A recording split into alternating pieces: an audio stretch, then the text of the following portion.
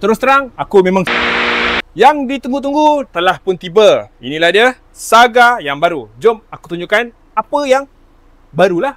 Selain daripada platform AMA yang baru, Proton Saga mendapat nadi kuasa 1.5 IGT yang baru. Ia dipadankan dengan transmisi CVT yang baru di mana ia menghasilkan kuasa 120 PS dan torque 150 Nm.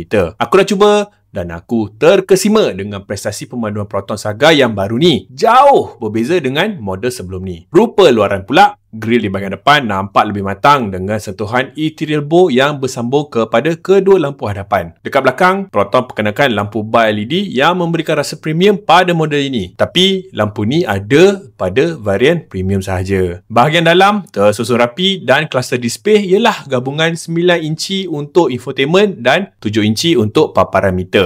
Lebih menarik, sokongan Android Auto dan Apple CarPlay adalah wireless. Kalau korang nak tahu, ciri ni selalunya ada pada model-model premium sahaja. Dari segi keselamatan, Proton Saga kini datang dengan sistem ADAS, 6 airbag dan pengukuhan chassis pada bahagian pilar kerusi hadapan. Terus terang, aku memang suka rupa baru Proton Saga ni.